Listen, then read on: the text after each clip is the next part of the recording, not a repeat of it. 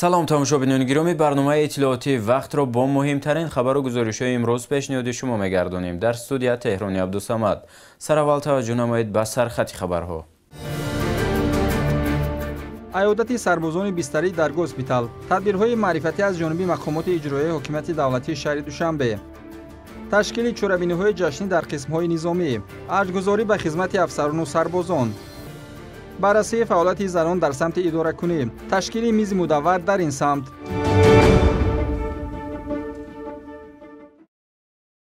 дар асоси нақша чорабиниҳои мақомоти иҷроияи ҳокимияти давлатии шаҳри Душанбе имсол ба муносибати 30-юмин солгарди таъсисёбии қувваҳои мусаллаҳ 3-юмин фестивали дӯстии афсарону сарбозон ва ҷавонони синни даъватӣ таҳти унвони барои миллату давлатам содиқона хизмат мекунам баргузор гардид. дар доираи фестивал даҳҳо чорабиниҳои варзишӣ ташкилу роҳандозӣ шуданд.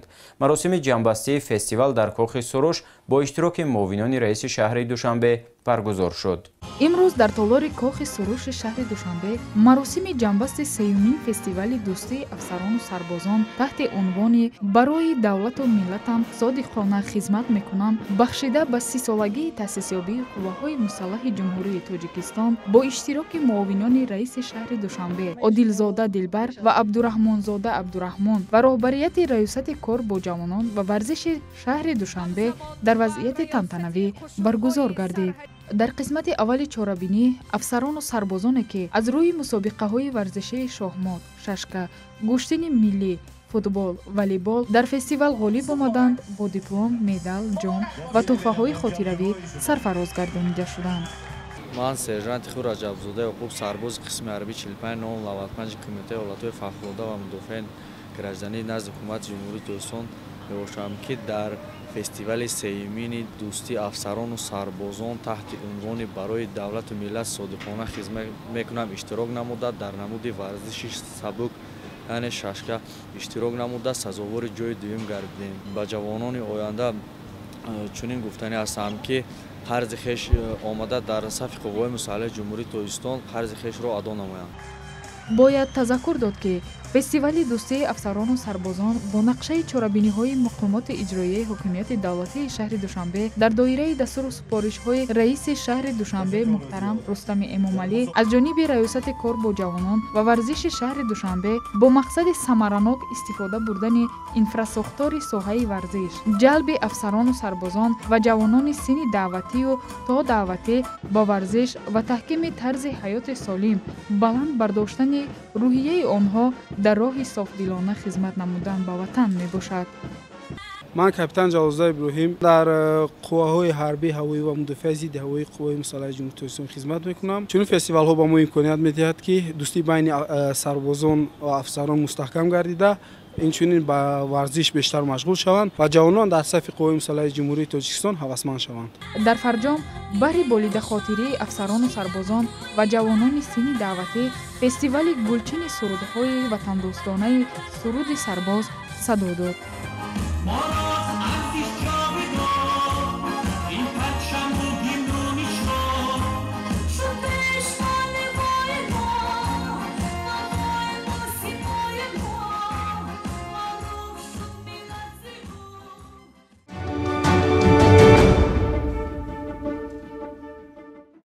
бо мақсади ошноӣ аз ҳаёти сарбозону афсарон ва будубоши онҳо дар қисмҳои низомии пойтахт, роҳбарияти мақомоти иҷроияи ҳокимияти давлатии шаҳри Душанбе ва ноҳияи Сино ба айодати сарбозону афсарони шифохонаи ҳарбӣ марказии қушунҳои сарҳадии Кумитаи давлатии амнияти миллии ҷумҳурии Тоҷикистон ташриф оварда бо онҳо аз наздик суҳбат намуданд.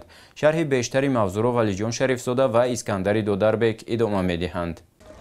дар доираи дастури супоришҳои асосгузори Сулҳу ваҳдати миллӣ пешвои миллат президенти ҷумҳурии Тоҷикистон муҳтарам Эмомалӣ Раҳмон роҳбарияти мақомоти иҷроияи ҳокимияти давлатии шаҳри Душанбе ва ноҳияи Сино инчунин як гурӯҳ модарон ба айодати сарбозону афсароне ки дар шифохонаи ҳарбии марказии қушунҳои сарҳадии Кумитаи давлатии амнияти миллии ҷумҳурии Тоҷикистон ба табобат фаро гирифта шуданд ташриф оварданд. дар рафти айодат муовинони раиси шаҳри Душанбе ва роҳбарияти мақомоти иҷроияи ҳокимияти давлатии ноҳияи Сино бо сарбозону афсарон мулоқот намуда таъкид доштанд, ки имрӯз имрӯз вақти он аст ки мо фарзандони ин миллати тамаддунофар бояд баҳри ҳифзи марзу буми тоҷикистони азизамон ҳимояи нангу номуси домони поки модар ва хоҳари худ вазифаи виҷдонӣ ва қарзи шаҳрвандии худро дар назди давлату миллат анҷом диҳем. Дар ин замина ба ҳар як сарбоз аз ҷониби мақомоти иҷроияи ҳокимияти давлатии шаҳри Душанбе ва ноҳияи Сино тӯҳфаҳои идона тақдим карда шуд. Воқеан хизмат ба ватан қарзи ҳар шаҳрванд буда далерию ҷасурӣ ва ҷавонмардии ҳар нафари бо нангу номусро талаб мекунад. Хизмат дар сафи қувваҳои мусаллаҳи ҷумҳурии Тоҷикистон боиси ифтихору сарбаландист. Маврид ба зикр аст ки адои хизмати мо дар ватан қарзи имонию виҷдонии ҳар як ҷавонмард буда бо истифода аз имконоти мусоиди фароҳам оварда шуда ин масъулиятро бояд иҷро кард. Қувваҳои мусаллаҳи мамлакат зодаи даврони соҳиби истиқлолӣ буда ҳамасола бо андешидани тадбирҳои саривақтӣ шарту шароит дар қисмҳои низомӣ ба талаботи даврузамон мутобиқ карда мешавад. Дар ин баробар мустаҳкамсозии заминаи моддии техникии ҷузъу томҳои артиши миллӣ зери таваҷҷӯҳ ва назорати доимии ҳукумати ҷумҳурии Тоҷикистон қарор дошта дастовардҳои то ба имрӯз амалӣ гашта натиҷаи чунин ғамхориҳо мебошад. ضمن صحبت گفته شد که امروزها حکومت مملکت در دوره سیاست پیشگرفته خیش شرایط بود و باش در صف قوه‌های مسلح کشور را در سطح بلند برآورده است که سربازان و افسران باعث بلند وطن دوستی پای حفظ آرامی، ثبات و امنیت کشور ادای خدمت نموده ایستادند. در جریان بازدید با سربازان و افسرانی که در شفاخانه حربی مرکزی قشون‌های سرحدی کمیته دولتی امنیت ملی جمهوری تاجیکستان با تبابت فرا گرفته شدند، از جانب مقامات اجرایی حکومت دولتی ناحیه سینو دستورخوان ادانه و برنامه فرهنگی و فراغتی تشکیل گردید.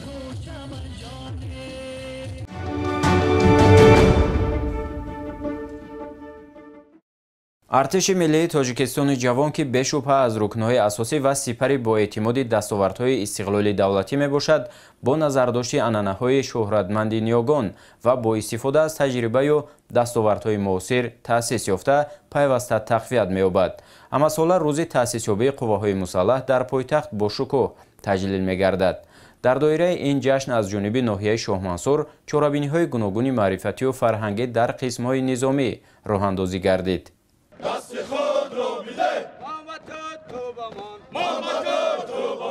ин сарбозон аз он изҳори хушнудӣ мекунанд ки дар фазои сулҳу суботи кишвар бо шароитҳои зарурӣ ба халқу ватан хизмат мекунанд. ин навбат рӯзи таъсисёбии қувваҳои мусаллаҳи кишварро ки ҳамасола дар саросари кишвар бо шукӯҳ таҷлил мешавад, сарҳадбонони қисми ҳарбии 0122 ва 0125 Кумитаи давлатии амнияти миллии ҷумҳурии Тоҷикистон шукӯҳмандона пешвоз гирифтанд. чорабинӣ бо ташаббуси мақомоти иҷроияи ҳокимияти давлатии ноҳияи Шоҳмансур ташкилу роҳандозӣ шуд. намояндагони ноҳияи Шоҳмансур, фаъолзанон ва волидайни аскарон бо дастовези тоҷикона ки аз нону кулча, гирдачаву қалама ва дигар маҳсулоти қаннодии иборат буд, вориди қисми низомӣ шуданд. дар саҳни ин қисми низомӣ дастовардҳои аскарону афсарон ба намоиш гузошта шуд ва намояндагон аз он дидан карда барои фаъолият ва хизмати софдилонаву содиқона ба ҳомиёни ватан бурдборӣ таманно карданд.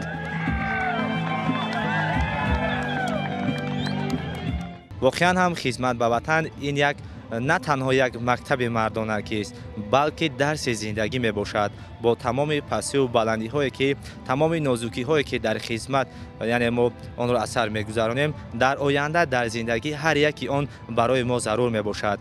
аз ин лиҳоз аз тамоми ҷавонон даъват ба амал меорам ки омада дар сафи қувваҳои мусаллаҳ хизмат намуда ватанро мардонавор ва моҳирона мудофиа намоянд. тавре дар қисмати расмии чорабинӣ иброз гардид, тоҷикистони навин аз нигоҳи таърихи давлатдорию лашкардорӣ басе ҷавон аст, вале ба бахти баланди тоҷикон то имрӯз дар ин шоҳроҳ мероси бебаҳои омӯхтанӣ ва ниёгони шӯҳратманди мо расидааст, ки барои наслҳои имрӯзу фардо хизмат мекунад. қувваҳои мусаллаҳи тоҷикистон ба навъҳои гуногун гурӯҳбандӣ шуда, бо вуҷуди вазифаҳои хос ва фарқкунандаи худ, дар ҳамоҳангии комил ва таҳти роҳбарии мутамаркази сарфармондаи олӣ, президенти ҷумҳурии Тоҷикистон муҳтарам Эмомалӣ Раҳмон бо комёбӣ фаъолият доранд. дар идома ба як қатор афсарону аскарон аз ҷониби роҳбарияти мақомоти иҷроияи ҳокимияти давлатии ноҳияи Шоҳмансур тӯҳфаҳои идона тақдим гардид. ҳамчунин аскароне ки дар мусобиқаҳои варзиши ҷойҳои намоёнро ишғол кардаанд, мукофотонида шуданд.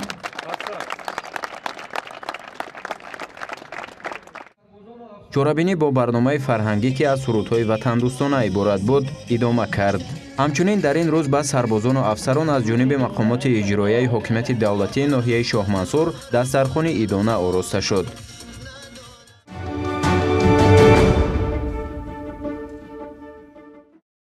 бахшида ба ҷашни сесолагии қувваҳои мусаллаҳи ҷумҳурии тоҷикистон ва нақшачорабиниҳои он оид ба баргузории вохӯрию мулоқотҳо дар ҷузу томҳои ҳарбӣ ва ҳавасманд намудани афсарону сарбозон ҳамоишҳои гуногун доир карда мешавад.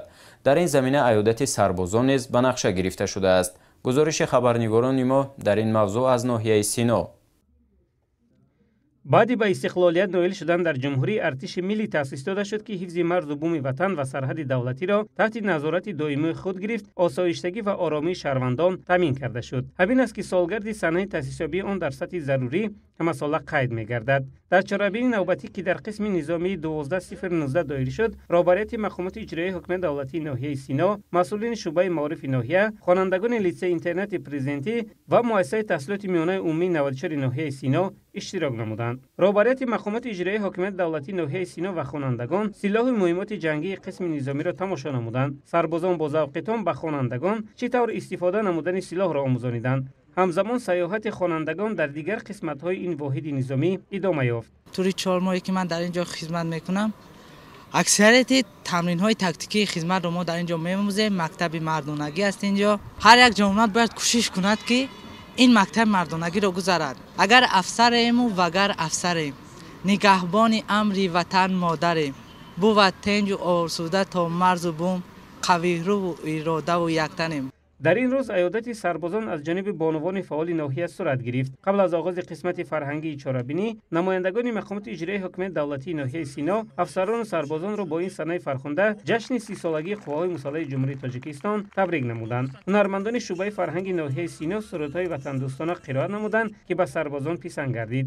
пешниҳоди барномаи рангини фарҳангӣ аз ҷониби ҳунармандон дар идомаи чорабинӣ шукӯҳи онро таъмин намуд. гуфта мешавад, ки баргузории ҳамин гуна чорабиниҳо барои боз ҳам зағманд гардидани сарбозон саҳм мегузорад. дар охир ба сарбозон хони идона ороста шуд.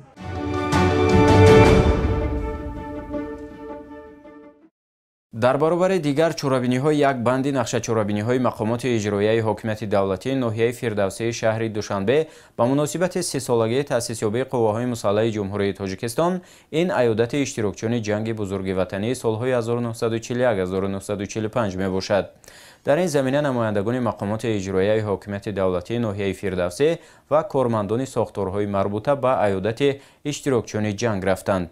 маврид ба зикр аст, ки дар арафаи ҳама иду ҷашнҳо собиқадорони ҷангу меҳнат дар ноҳияҳои шаҳр аёдат карда мешаванд ва зимнан кӯмаку тӯҳфаҳои идона ҳам тақдим мегардад. ин тадбир дар заминаи сиёсати иҷтимоии роҳбарияти олии мамлакат мавриди амал қарор дода мешавад. масъулини мақомоти иҷроияи ҳокимияти давлатии ноҳияи Фирдавсӣ зимни аёдати собиқадорон онҳоро ба муносибати 30 солагии таъсисёбии қувваҳои мусаллаҳи ҷумҳурии Тоҷикистон шодбош гуфтанд.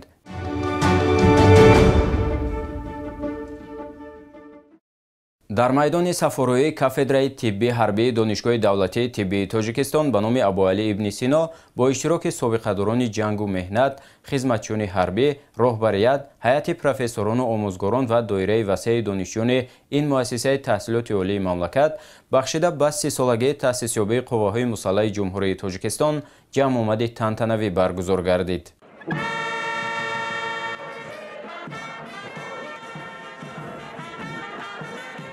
чорабиниро роҳбарияти донишгоҳи давлатии тиббии Тоҷикистон ба номи Абуалӣ ибни Сино ифтитоҳ ва иштирокчиёнро ба муносибати 30 солагии қувваҳои мусаллаҳаи кишвар табрик намуда, аз лаҳзаҳои ҳассосу норасоиҳои моддию техникии артиши навтаъсиси ҷумҳурии Тоҷикистон дар давраи ниҳоят шадиди муқоиматҳои ҳарбӣ дар даврони солҳои аввали соҳибистиқлолӣ ёдовар шуданд. таъкид гардид, ки артиши миллӣ пас аз соҳибистиқлолии давлати ҷавонамон дар вазъияти ниҳоят мушкили иқтисодию иҷтимоӣ таъсис ёфта бошад ҳам, вале дар натиҷаи андешидани тадбирҳои саривақтию зарурӣ аз ҷониби роҳбарияти олии ҳукумати мамлакат, хоса пешвои миллат муҳтарам Эмомалӣ Раҳмон, ҷузу томҳои он дар муддати начандон тӯлонӣ барои ҳифзи марзу буми аҷдодӣ ва дастовардҳои истиқлолияти давлатӣ омода гардиданд. иброз шуд, ки самараи истиқлолу озодӣ ва заҳмату талошҳои фарзандони фарзонаи миллати тоҷик буд, ки бақои давлату давлатдории тоҷикон таҳким ёфта, асосҳои сохти конститутсионӣ муайян карда шуда, муносибатҳои ҷамъиятии ҳамаи соҳаҳо, аз ҷумла соҳаи мудофиа, ки ячейкаи муҳим дар ҳифзи давлату миллат маҳсуб меёбад, бо эҷоду амалигардонии заминаҳои меъёриву ҳуқуқӣ танзим гардида, имрӯз ҷаҳониён Тоҷикистони соҳибистиқлол ва халқи тоҷикро бо асолати тарихию корномаҳои гаронарзиши даврони истиқлолият мешиносанду эътирофу эҳтиром менамоянд. Қувваҳои мусаллаҳи ҷумҳурии Тоҷикистон зодаи даврони истиқлоли давлатӣ ва яке аз дастовардҳои муҳими он ба ҳисоб рафта, аз рӯзҳои аввали таъсисёбӣ дар назди он вазифаи муқаддасу пуршараф, ҳимояи соҳибихтиёрӣ, таъмини сулҳу субот, ҳифзи амнияти давлат ва ҷомеа гузошта шудааст. роҳбарияти Донишгоҳи давлатии тиббии Тоҷикистон таъкид доштанд, ки бояд ҳимояи ин музаффариятҳо барои ҳар як шаҳрванди Тоҷикистон вазифаи ҷонии муқаддас бошад, зеро дар шароити кунунии ҷаҳони муосир, ки дар он хатарҳои сиёсӣ, иҷтимоӣ, тиббӣ ва технологӣ рӯз аз рӯз густариш меёбад, ҳифзи ватан ва таъмини амнияти давлату миллат аҳамияти торафт бештар пайдо мекунад. Гуфта шуд, ки хизмат дар сафи қувваҳои мусаллаҳ бояд қарзи фарзандии ҳар як ҷавони худогоҳу ватандӯст ва садоқату эътиқод ба халқи хеш вазифаи ифтихории ҳар як фарди ҷомеа бошад. Дар ҷамоати тантанавӣ бахшида ба сисолагии қувваҳои мусаллаҳи ҷумҳурии Тоҷикистон дар Донишгоҳи давлатии тиббии Тоҷикистон ба номи Аболӣ ибн Сино аз ҷониби роҳбарият чанд нафар кормандони кафедраи тиббии ҳарбӣ, собиқадарони ҷангу меҳнат ва 3 донишҷӯ, ки дар мусобиқаи ҳарбӣ варзишии тирпаронӣ миёни донишҷӯёни кафедраҳои ҳарбии муассисаҳои таҳсилоти олии касбӣ ҷойҳои ифтихориро ишғол намуда буданд, бо сипоснома ва мукофотпулӣ қадрдонӣ гардиданд. Дар идома аз ҷониби донишҷӯён машқҳои тактикии низомӣ намоиш дода шуда, барномаи рангини фарҳангӣ, пешниҳоди иштирокчиёни чорабинии тантанавӣ бахшида ба сисолагии қувваҳои мусаллаҳи ҷумҳурии Тоҷикистон гардонда шуд.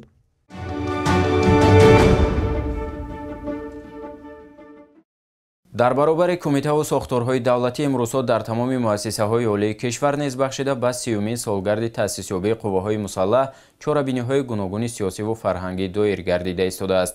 ин навбат бахшида ба ин санаи таърихӣ дар толори Донишгоҳи байналмилалии сайёҳӣ ва соҳибкории Тоҷикистон низ ҳамоиш доир гардид. гузориш дар ин бора омода шудааст.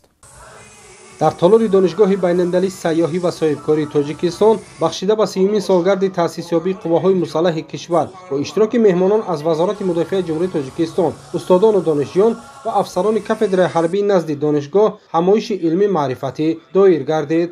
чорабинии навбатӣ бо баромади роҳбарияти донишгоҳ оғоз ёфт. мавсул дар идомаи баромади хеш доир ба ваҳдату ягонагӣ, сулҳу субот ва пойдории қувваҳои мусаллаҳи кишвар сухан гуфтанд. қайд гардид, ки артиши миллӣ ва бунёди қувваҳои мусаллаҳ дар ҳақиқат зодаи даврони истиқлол мебошад, ки ҳамагӣ баъд аз 1.5 соли ба даст овардани истиқлолияти давлатӣ дар марҳилаи ниҳоят вазнин ва ҳасоси таърихӣ дар шароите таъсис дода шуд, ки мавҷудияти давлати тоҷикон ва бақои истиқлолияти он таҳти хатар қарор дошт. қувваҳои мусаллаҳи ҷумҳурии Тоҷикистон, ки як ҷанги дохилии ҳудуди 5 соларо ҳам пушти сар гузошт, дар миёни нерӯҳои ҳарбии дигар кишварҳои ҳамсоя таҷрибаи зиёдеро касб намудааст. маврид ба зикр аст, ки афсарону сарбозон ва ҷавонони бо ору номуси тоҷик бояд доимо зираку ҳушёр бошанд, то фазои орому осудаи имрӯзаи кишварро, ки ба ивази ҷони ҳазорон нафар ҷавонмардони бо нангу номуси миллат ба даст омадааст, чун гавҳараки чашм ҳифз намоянд. ҳамзамон қайд карда шуд, ки бо ба фаъолият оғоз кардани кафедраи ҳарбии назди Донишгоҳи байналмилалии сайёҳӣ ва соҳибкории Тоҷикистон, ки бо мутахассисони баландихтисоси соҳаи мудофиавии кишвар таъмин гардидааст, дар раванди омода кардани афсарони шуҷоъи ватан аз ҳисоби ҷавонони бо ғайрату донишманд саҳми арзишманди худро дар таҳкими соҳаи мудофиавии кишвар мегузоранд. дар идома намояндагони Вазорати Мудофиаи кишвар қайд карданд, ки ҳар як афсару сарбоз таърих, забону фарҳанг, расму оинҳои миллӣ ва ҳар ваҷа пораи хоки Тоҷикистонро азизу муқаддас шуморида, ҳифз кардани онро барои худ қарзи фарзандӣ ва шарафи бузург шуморанд. дар фарҷом як қатор устодони Донишгоҳи байналмилалии сайёҳӣ ва соҳибкории Тоҷикистон бо медали ҷашнии 30 солагии қувваҳои мусаллаҳи ҷумҳурии Тоҷикистон аз ҷониби Вазорати Мудофиаи Ҷумҳурии Тоҷикистон қадрдонӣ гардиданд. ҳамзамон кормандони вазорат низ баҳри ҳамкориҳои судманд бо сипосномаи донишгоҳ қадрдонӣ шуданд.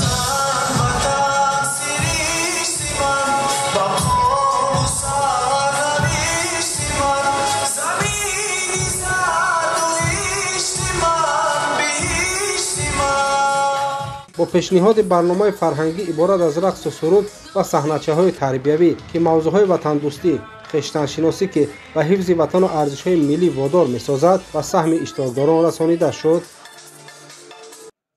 با تشبث پژوهشگاه رشد معارف اکادمی تحصیلات تاجیکستان در مؤسسه تحصیلات میانه عمومی رقم 8 ناحیه اسماعیل سامانی بخشیده به تأسیسیابی 30 سالگی قواهای مسلح جمهوری تاجیکستان جوامد واخری در موضوع محافظ وطن قهرمان همه دور و زمان تشکیل و برگزار کرده شد. در جوامد نمایندگان از پژوهشگاه رشد معارف اکادمی تحصیلات تاجیکستان، خوانندگان و آموزگاران این بارگاه علم و دیگر ساختارهای دولتی اشتراک نمودند. دوره در چهاربینی ذکر شد قواهای مسلح جمهوری تاجیکستان همچون حمایتگری اصیل این مرزبوم فعالیت نموده، حالا جوانان دلیر شجاع وطن سربلندانه در صف ارتش ملی خدمت نموده ایستادند. تشکیل این قبیل چهاربینی ها البته در بیدار نمودن روحیه وطن دوستی و حاضر جوابی خوانندگان تاثیر مثبت گذاشته، اینچنین مناسبت آنها را نسبت به ادای قرض پرشرف شهروندی خدمت در صف قواهای مسلح دیگر می‌سازد. صلاح الدین امانی، کارمند پژوهشگاه رشد معارف اکادمی تحصیلات تاجیکستان، ضمن صحبت تاکید کرد که مقصد چنین واخری‌ها این باسب آگاه نمودن شاگردان در خصوص ارزش وطن و وطنداری میباشد. ما به سن و سال خود نگاه نکرده، به سابقه کاری خود نگاه نکرده، همراه کارمندان امروز تصمیم گرفتیم که همین نشست جشنی را به شرف ارتش تأسیسیابی ارتش ملی تاجیکستان همراه شاگردان صحبت کنیم تا که ایشان بینند، با اینها فهمونیم که وطن چیست، وطنداری چیست و کی میتواند از وطن خود دفاع کند. در مفهوم وطن سخنهای بسیار گفتن ممکن، از پشت میز کاری نشسته هر چی گفتن ممکن، اما در محیط زنده در روبروی شاگرد ایستاده با اون چیز فهماندن تأثیری بیشتر و خوبتری دارد. سپس از جانب مسئولان پژوهشگاه رشد معارف و نمایندگان یک قطار ساختارهای دولتی بخشیده به 30 سالگی تأسیسیابی قواهای مسلح جمهوری تاجیکستان مدال و افتخارنامه‌ها تقدیم کرده شد. ذکر شد که هوسمند نمودن آنها باعث روبلندی کارمندان می‌گردد. برگزاری چنین همایش‌ها را مسئولین بهر بلند برداشتن معرفت جوانان، احساس وطن دوستی و تقویت صداقتمندی آنها معنیداد نمودند. پیشنهاد سرودها در وصف قواهای مسلح جمهوری تاجیکستان از جانب خوانندگان جالب و خاطرمان بود. همین است که از جانب اهل تالار خیلی خوش استقبال شد.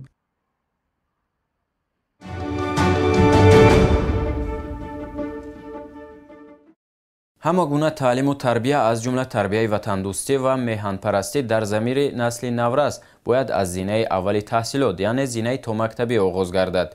با مقصد بلند برداشتن حس وطن دوستی کودکان در مؤسسه های تا مکتبی شهر دوشنبه نیز برگزاری چهاربینی های فرهنگی و معرفتی با مناسبت جشن 30 سالگی روز تأسیسیابی قواهای مسلح جمهوری تاجیکستان به راه مانده شده است. همکارانمان از جریان برگزاری چهاربینی فرهنگی در مؤسسه تحصیلات تا مکتبی رقم 112 ناحیه سینوی پایتخت گزارش آماده نمودند.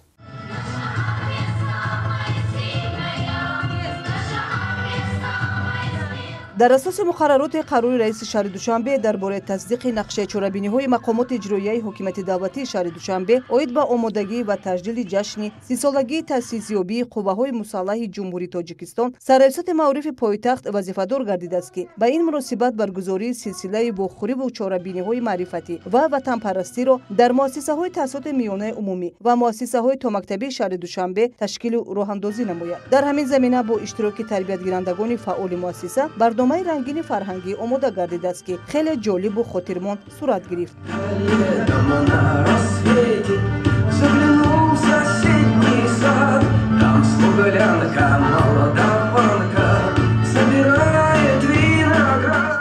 در همایش خرد ادانه مربیان و تربیتگیرندگان مؤسسه تعلیمی تا مکتبی ناحیه سینو اشتراک نموده هر گونه بازی‌های شوق‌آور را دایر نمودند. در مجموع جمع آمد ادانه در این مؤسسه تا مکتبی پایتخت به مناسبت 30 سالگی روز تأسیسیابی قواهای مسلح جمهوری تاجیکستان خاطرمند و جالب جریان گرفت.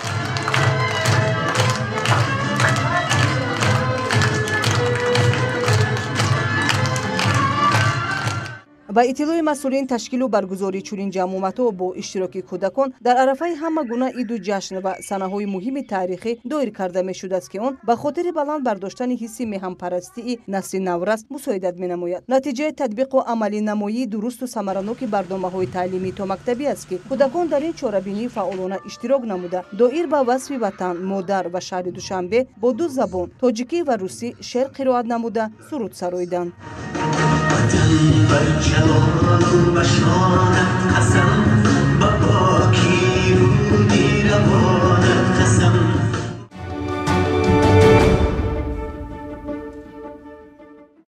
با اشتراک فعالزنان در پایتخت منتظم چرابینی‌های گوناگون تشکیل کرده می‌شود. این نوبت در تالار مقامات اجرایی حکومت دولتی شهر دوشنبه میز مدور تحت عنوان نقش زنان در تحکیم استقلالیت دولتی برگزار گردید. گزارش همکاران ما. رئیستی کار با زنان و اولیای شهر جهت اجرای نقشه چرابینی‌های مقامات اجرایی حکومت دولتی شهر دوشنبه باید به تطبیق قرار حکومت جمهوری تاجیکستان درباره برنامه دولتی تربیت، انتخاب و جابجاگذاری کادرهای راهبری کننده از حساب زنان و دختران لیاقتمند برای سالهای 2023-2030 در میز مدور مسائل پیشبری زنان به خدمت دولتی و منصب‌های راهبری را بررسی نمود. در همایش وکیلان مجلس وکیلان خلق شهر دوشنبه، نمایندگان حزب‌های سیاسی، خدمتچیان دولتی دستگاه رئیس شهر دوشنبه و مقامات اجرایی حکومت دولتی شهر و ناحیه‌های پایتخت از حساب زنان اشتراک نمودند. ضمن سخنرانی اشتراکچیان گفته شد که سیاست سازنده اساسگذار صلح و وحدت ملی پیشوای ملت محترم امامعلی رحمان امکان داد که مقام و منزلت زن در جامعه بلند برداشته شود. در زمان مرحله‌های نوین یگان سمت فعالیت را بدون شرکت فعال زنان تصور نمودن غیر امکان است، خصوصا سهم آنها در بخش‌های علم و معارف، فرهنگ و تندرستی و دیگر سمت‌های حیات اجتماعی و اقتصادی کشور تا رفت افزون می‌گردد. همزمان جهت بلند برداشتن حقوق و آزادی زنان و مادران، جلب وسیع آنها بر روند تطبیق سیاست دولتی، انتخاب و تربیت و جابجاگذاری کادرهای راهبری کننده از حساب زنان و بانوان روز از روز تکمیل یافته روش تازه گرفته استفاده است. تبریک گفته شد باید زنان در حفظ و گرامیداشت فرهنگ ملی نیز سهم نظر است داشته باشند. دست کشیدن بانوان از لباس بیگانه و ترغیب لباس ملی در رشد فرهنگ و احیا نمودن عنعنه‌های ملی تاجیکانه سهم نظر است می‌گذارد. ذکر شد ضمن برآمد اشتراکچیان دیگر این همایش همزمان دیگر مسائل‌های وابسته به نقش زنان در اداره‌کنی دولت مورد بررسی شرکتداران میز مدور قرار گرفت.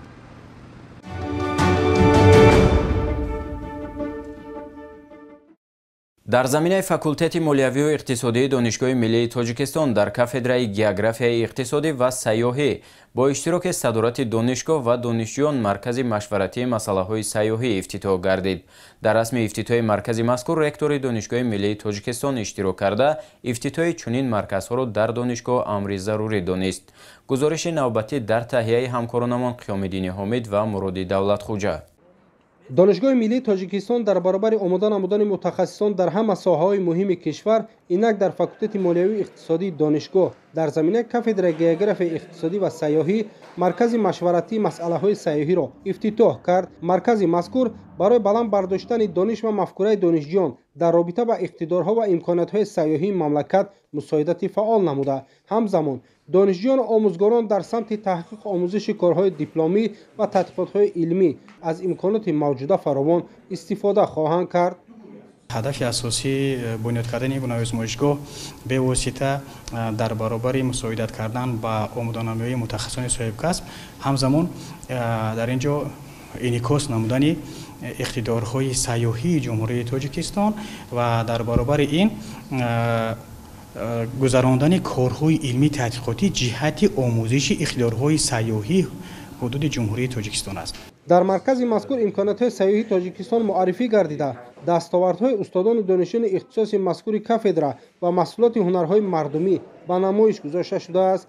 در برابر این کارهای علمی تحقیقاتی، کارهای آزمایشی، کنفرانس‌ها، واخوری‌ها در مرکز انجام داده خواهد شد. سیاحی فراگیر ساحه‌ها و نمودهای گوناگون فعالیت یعنی استحصالی و غیر استحصالی به مثل مهمانخانه‌داری، جایگیرکنی، فروش خدمترسانی سیاحی، غذا، طبابت، فراغت، دلخوشی، استراحت، استحصال تجهیزات سیاحی، عملیات‌های میانه‌روی و غیره میباشد. بخش سیاحی مجمع خواجگیداری بین ساحوی بوده با تولید محصولات سیاحی و فروش آن روانه گردیده است. در تشکل و رشد سیاحی نقش متخصصان صاحب کسب ملی مهم بوده. جریان آماده نمودن آنها مناسبت جدی را طلب می‌نماید. قابل قید است که همه ساله توسط مرکز ملی تستی به اختصاص مذکور 25 نفر دانشجو قبول کرده می شود و حالا 86 نفر دانشجو در رشته مذکور تحصیل دارند. باعث ذکر است که ختم کردگان اختصاص سیاحی در شرکت‌های سیاحی، کمیته رشد سیاحی نزد حکومت جمهوری تاجیکستان، مهمانخانه‌ها و دیگر ساختارهای مربوط به سیاحی به کار قبول کرده می شوند.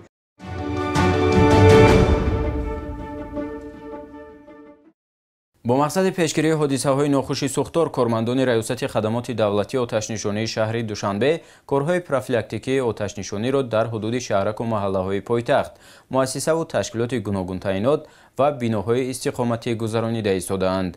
дар ҷараёни фаъолияти соҳавии кормандони ин ниҳоди давлатӣ ҳамкорони мо низ иштирок намуданд. бо мақсади пешгирии сабабу омилҳои мусоидаткунанда ба сохтор аз ҷониби раёсати хадамоти давлатии оташнишонии шаҳри Душанбе гурӯҳҳои корӣ ташкил шудааст ва аъзои он фаъолияти тарғиботии худро ба роҳ монданд. ин навбат чунин тадбирҳои тарғиботӣ аз ҷониби қисми мустақили сеюми ҳарбикунандашудаи хадамоти давлатии оташнишонии ноҳияи Исмоили Сомонӣ гузаронда шуд. нахуст доир ба моҳияти тадбирҳои назоратӣ ва дастурдиҳӣ ба кормандон маълумот ироя шуд. дар раванди ин чорабинӣ ҳамзамон варақҳои иттилоотӣ доир ба мавзӯъ ба сокинони шаҳраку маҳаллаҳо дастрас гардид. ҷои зикр аст ки дар баробари самтҳои дигари фаъолият ҳамзамон аз ҷониби нозирони раёсати хадамоти давлатии оташнишонии шаҳри Душанбе дар иншооти гуногун таъйинот тадбирҳои назоративу дастурдиҳӣ низ тақвият ёфтааст. зеро мушоҳида ва таҳлили кормандони соҳа нишон медиҳад ки кам нестанд ҳодисаҳои ноқуши сохтор дар манзилҳои истиқоматӣ ки аз беэҳтиётии сокинон ва истифодаи нодурусти дастгоҳҳои барқӣ ба миён омаданд. истифодаи самараноки нерӯи барқ, дуруст истифода намудани таҷҳизоти барқӣ ва зарфҳои газӣ, аз рӯи талабот гузарондани хатҳои интиқоли барқ аз ҷумлаи мавзӯъҳое буданд ки доир ба онҳо миёни сокинон бо усули хона ба хона корҳои фаҳмондадиҳӣ гузаронда шуд. тамошобинони гиромӣ, таваҷҷӯҳ намоед ба хабарҳои варзишӣ дар таҳияи ҳамкорамон Меҳроб Равфзода. бахшида ба ҷашни сисолагии рӯзи таъсисёбии қувваҳои мусаллаҳи ҷумҳурии Тоҷикистон дар шаҳри Душанбе як қатор мусобиқаҳои варзишӣ баргузор гашта истодаанд. ин навбат бо ибтикори муассисаи давлатии раёсати кор бо мактабҳо ва иншооти варзишии шаҳри Душанбе мусобиқаи варзишӣ аз рӯи намуди футболи хурд ташкил ва роҳандозӣ гардид. дар ин мусобиқа наврасони соли таваллудашон аз 2008 боло иштирок намуданд ки шумораи умумии дастаҳо зиёда аз 30 ададро дар бар мегирифт. рақобатҳо давоми чанд рӯз дар майдончаҳои варзишии гуногуни пойтахт сурат гирифта, наврасон аз он изҳори хушнудӣ намуданд. лозим ба зикр аст ки ташкилу роҳандозии ин гуна мусобиқаҳо миёни наврасони шаҳраку маҳаллаҳои шаҳри Душанбе ҷиҳати тарғибу ташвиқи тарзи ҳаёти солим, оммавигардонии намуди футбол ва инчунин барои дарёфти чеҳраҳои нав заминаи мусоид мегузорад. дар рақобати финалии ин мусобиқа дастаи Неъмат Қарабоеви ноҳияи Фирдавсӣ бо тими Аҳмади Дониши ноҳияи Шоҳмансур рӯбарӯ гардид. сабқати ниҳоӣ ҷолиб сурат гирифт ва дар ниҳоят бо ҳисоби умумии 7-5 ба фоидаи дастаи Неъмат Қарабоев ин рақобат ба итмом расид. пас аз анҷоми рақобатҳо маросими ҷоизасупорӣ сурат гирифт. нахуст намояндагони муассисаи давлатии раёсати кор бо мактабҳо ва иншооти варзишии шаҳри Душанбе ба беҳтарин бозингарони ин мусобиқа диплом тақдим намуданд. сипас ба дастаҳое ки мақомҳои ифтихориро соҳиб шуданд ҷом ва сипоснома тақдим гардид. аввалан ман миннатдории худро ба ташкилкунандагони ин мусобиқа ва раиси шаҳри Душанбе мерасонам ки барои мо чунин мусобиқаҳо ташкил мекунанд ва мо мехоҳем ки ин мусобиқаҳо бисёртар шаванд ва дар оянда кӯшиш мекунем ки сазовор ҷои аввал шавем. бозиҳои финалӣ ба мо каме мушкил буданд ва мо дар оянда кӯшиш мекунем ки ин камбудиҳоро ислоҳ кунем. ҳамчунин ба ҳамаи дастаҳо либосҳои варзишӣ аз ҷониби кумитаи тадорукот супорида шуд. гуфта шуд ки дар сину соли дигар низ рақобатҳо мунтазам идома доранд ва дар оянда низ ин гуна чорабиниҳои варзишӣ барои наврасону ҷавонон ташкил хоҳад гардид.